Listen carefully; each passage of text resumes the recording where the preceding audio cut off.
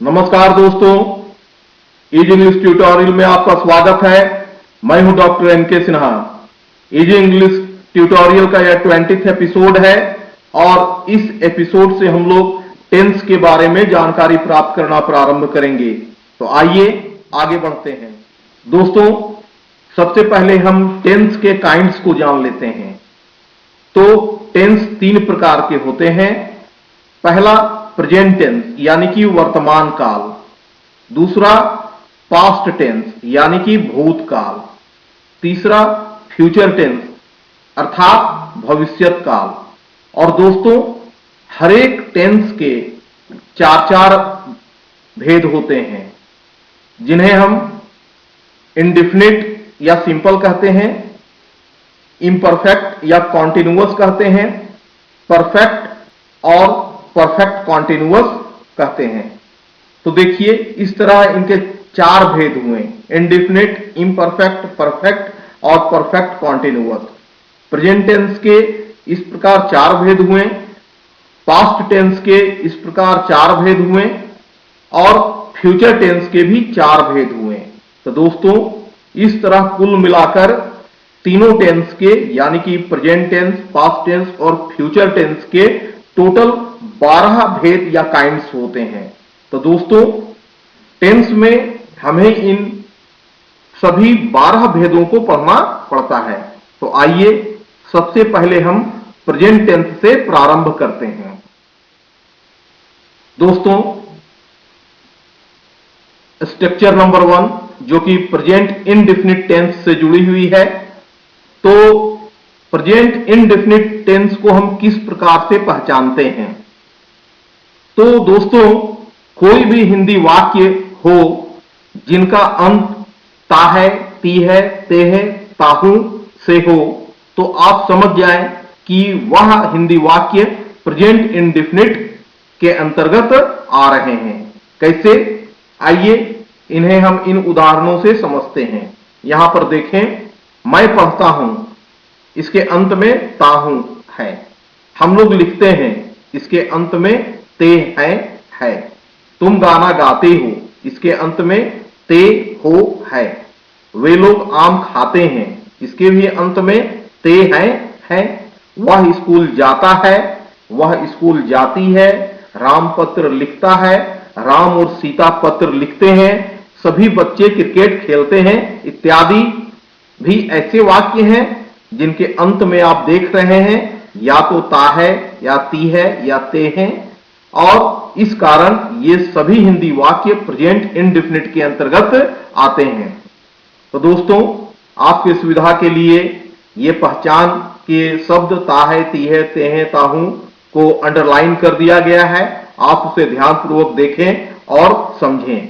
जब हम हिंदी वाक्य को पहचान लेते हैं कि ये हिंदी वाक्य प्रेजेंट इंडेफिनिट टेंस का है, तो हम प्रेजेंट इंडेफिनिट टेंस के फॉर्मूले का सहायता लेते हैं और उस फॉर्मूले के सहायता से हम इनका अंग्रेजी में अनुवाद करते हैं।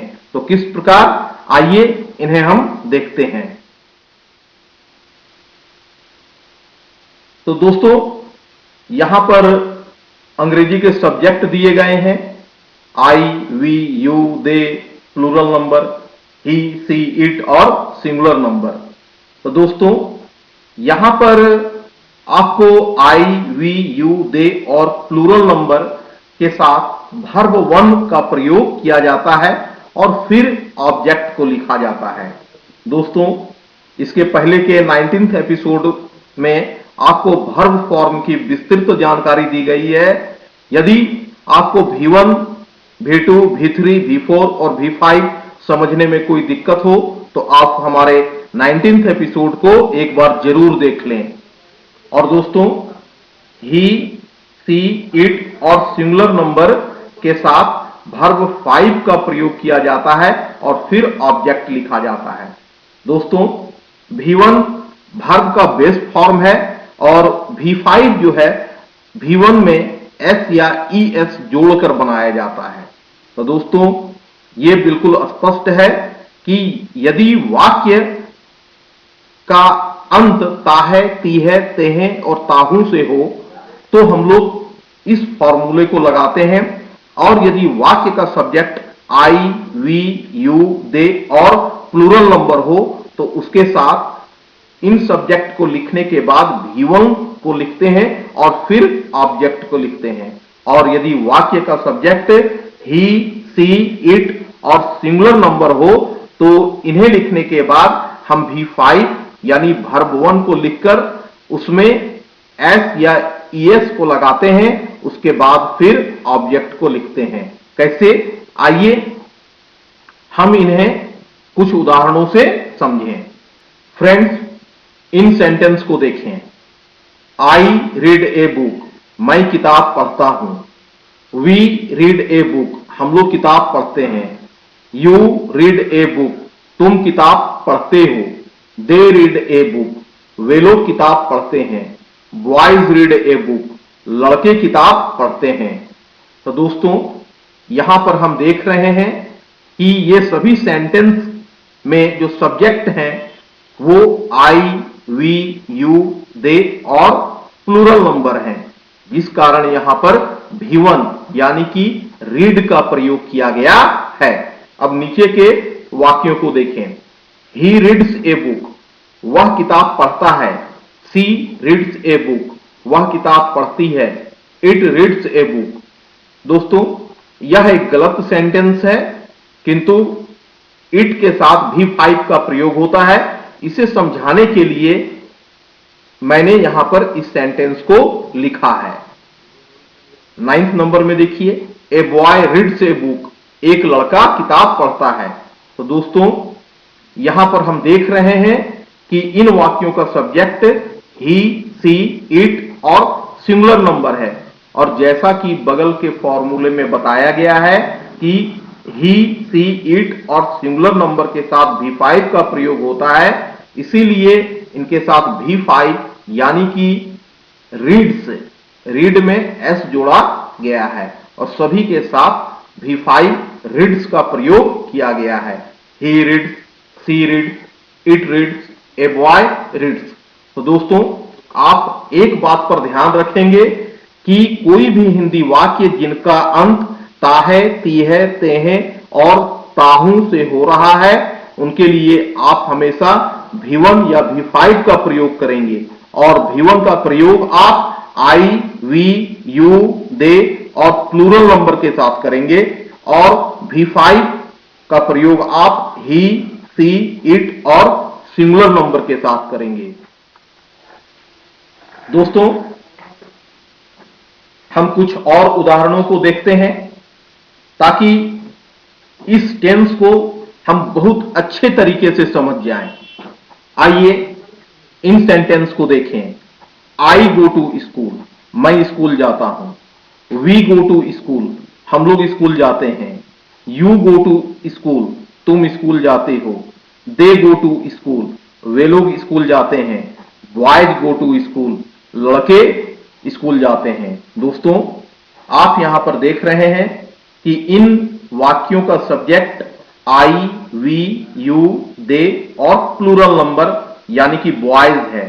तो जैसा कि आपको बताया गया है, इन सब्जेक्ट्स के साथ V1 का प्रयोग किया जाता है, इसलिए यहां पर सबके साथ गो यानी V1 को लगाया गया है। अब नीचे के वाक्यों को देखें। ही गोज टू स्कूल, वह स्कूल जाता है। सी गोज टू स्कूल, वह स्कूल जाती है। इट गोज टू स्कूल, यह स्कूल जाता है। दोस्तों, यह भी एक गलत वाक्य है, लेकिन इट के साथ V5 लगता है। इसे दिखलाने के लिए मैंने यहां पर इट गोज लिखा है। 9th नंबर में, a boy goes to school, एक लड़का स्कूल जाता है। तो दोस्तों, इनका सब्जेक्ट ही, सी, इट और सिंगुलर नंबर यानी ए बॉय है। और जैसा बताया गया है कि इनके साथ V5 का प्रयोग किया जाता है, इसलिए इन सभी के साथ गो का V5 गोज लगाया गया है। He goes, she goes, it goes, a boy goes. दोस्तों, आप V1 और V5 के प्रयोग को अपने दिमाग में बिल्कुल सही तरीके से बैठा लें। आइए कुछ और भी उदाहरणों को हम देखते हैं और हम V1 और V5 के प्रयोग को बिल्कुल स्पष्ट कर लेते हैं। आई प्ले क्रिकेट, मैं क्रिकेट खेलता हूं। वी प्ले क्रिकेट, हम लोग क्रिकेट खेलते हैं। यू प्ले क्रिकेट, तुम क्रिकेट खेलते हो। दे प्ले क्रिकेट, वे लोग क्रिकेट खेलते हैं। Ram and Sita play cricket, Ram और सीता क्रिकेट खेलते हैं। दोस्तों, इसमें I, we, you, they, Ram and Sita जो कि प्लूरल नंबर है, इनके साथ आपको V1 का प्रयोग किया गया है। और नीचे के जो सेंटेंस हैं, ही प्लेज क्रिकेट, वह क्रिकेट खेलता है। सी प्लेज क्रिकेट, वह क्रिकेट खेलती है। इट प्लेज क्रिकेट, जो कि एक गलत सेंटेंस है। Sohan pledge cricket, Sohan cricket खेलता है। इनमें इनका सब्जेक्ट ही, सी, इट और सिंगुलर नंबर है, जिसके साथ V5 का प्रयोग किया गया है। तो दोस्तों, आप V1 और V5 के प्रयोग को अपने मस्तिष्क में ठीक से बैठा लें, तभी आप इन वाक्यों को सही ढंग से लिख पाएंगे, समझ पाएंगे और बोल पाएंगे। आशा करता हूं कि यदि आप ढेर सारे छोटे छोटे हिंदी वाक्यों को अपने मन में या कॉपी पर लिखते हैं, जिनका अंत ता है, ती है, ते हैं और ताहू से होता है, और फिर उन्हें दिए गए फॉर्मूले के आधार पर ट्रांसलेट करते हैं या फिर ऑरल प्रैक्टिस यानी कि मौखिक अभ्यास करते हैं, तो आप बहुत सरलता से इन स्ट्रक्चर्स पर कमांड कर सकते हैं। फ्रेंड्स, आशा करता हूं इजी इंग्लिश ट्यूटोरियल का यह भाग आपको पसंद आया होगा। तो आप इसे सब्सक्राइब, शेयर, लाइक करना ना भूलें। साथ ही आप अपने बहुमूल्य कमेंट से भी हमें अवगत करवाएं। Thank you very much.